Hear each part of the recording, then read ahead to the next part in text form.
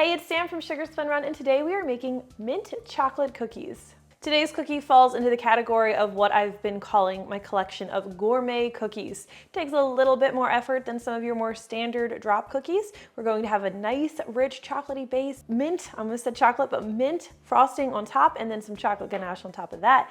Mint chocolate lovers, you're going to love this one, so let's get started. Now, the first thing you're going to need is a cup of unsalted butter. You're going to want to go ahead and melt this in a large heat-proof bowl. And as soon as it's melted, you'll want to take a half cup of natural cocoa powder and add that right into the butter. We're going to stir this in until it's well combined. Now, oftentimes when I have you melt butter, I have you wait until it cools before you add any other ingredients. And that's because warm butter can melt sugar and it can make your cookies greasy and oily and your dough difficult to work with. But this time around, we're adding the cocoa powder right away because it doesn't melt like sugar. But what happens is we add it to the warm butter and it's actually going to help bloom the flavor a little bit and give you a more intense chocolate flavor. So once that's nicely combined, we're going to then just take the temperature of the bowl, feel the bottom of it. If it feels really hot or even still pretty warm, let it sit for a couple minutes before you move on. But what I find is typically that cocoa powder cools down the butter enough that we can continue and start adding our sugar. So for our sugars today, we're going to be adding 1 cup of granulated sugar and 3/4 cup of firmly packed light brown sugar. I love brown sugar because it adds a nice depth of flavor and it also adds some moisture to the cookie. All right, we'll stir in the sugars.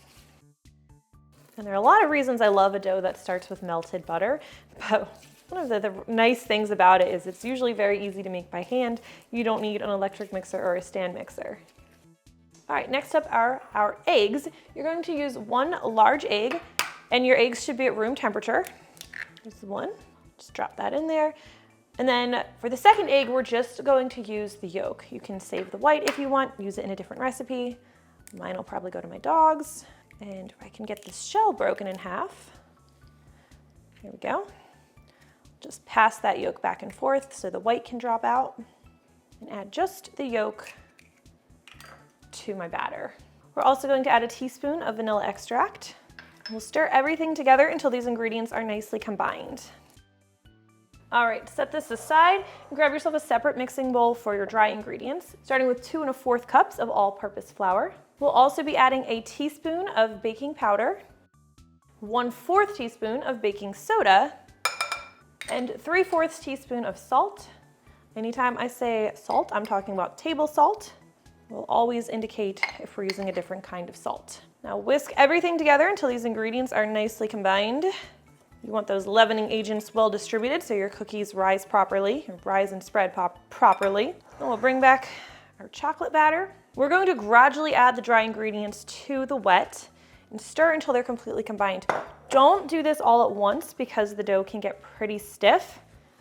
So give the chocolate batter time to absorb that flour by adding it in like 3 or 4 parts, especially if you're doing this by hand. Otherwise, it can be quite an arm workout and it can make the dough too dry. Part 3. All right, once you have all of that flour worked in, make sure we don't waste any of that batter, you are going to need some plastic wrap. We're going to cover this bowl and we're going to chill it in the refrigerator for 30 minutes. Now, while it's chilling, you can get your oven preheating to 350 degrees Fahrenheit. See you in 30 minutes. All right, once your dough has chilled, we're going to go ahead and bake it. Now, I scoop this dough into about 2 tablespoon-sized balls. I'm just using my 1 1/2 scoop and I make it a little bit rounded.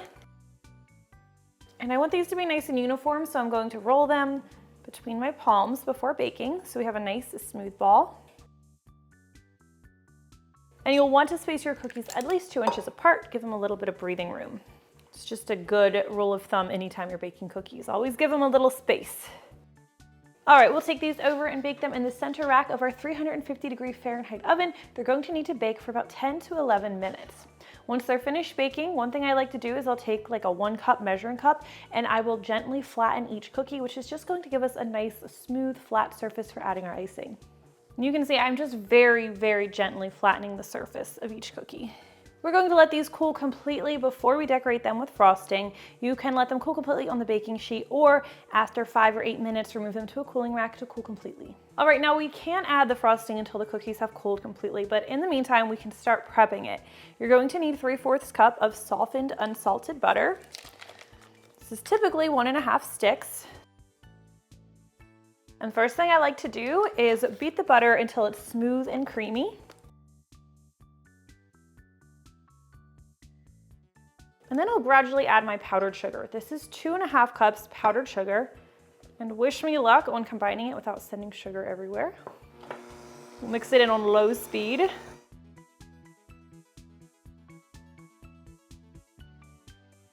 That last bit of sugar.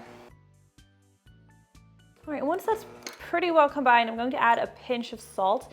Say an 1/8 teaspoon of salt. If you used salted butter instead of unsalted, you can just skip the salt. Stir that in.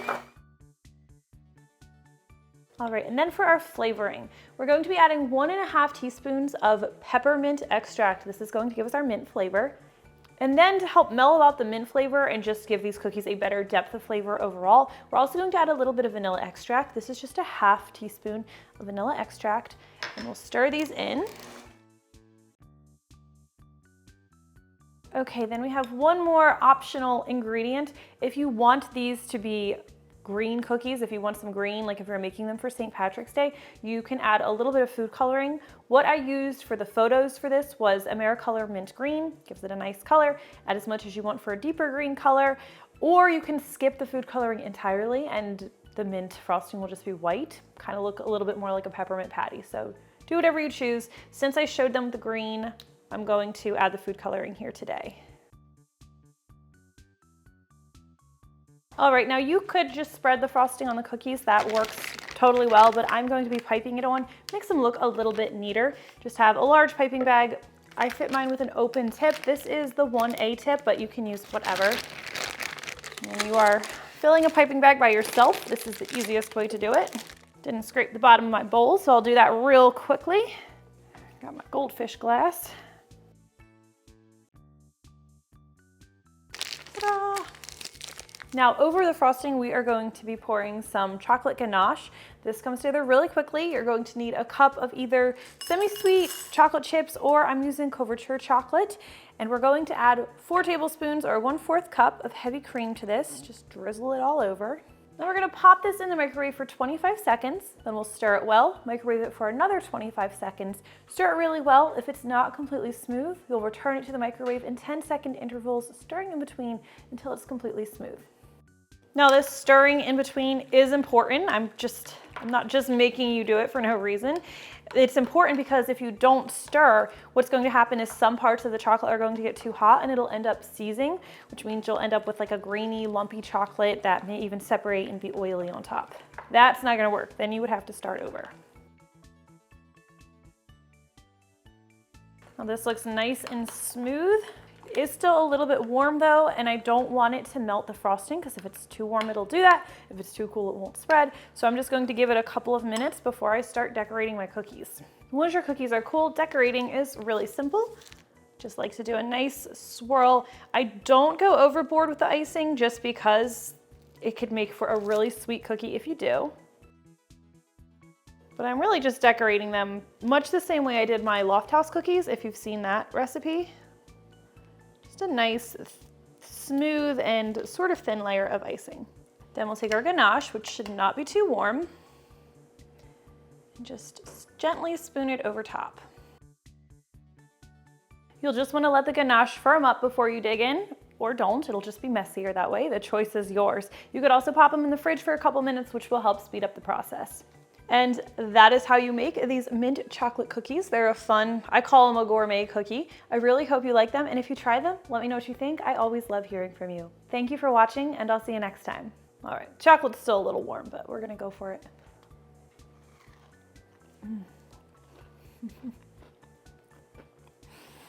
It's so good. I love these cookies.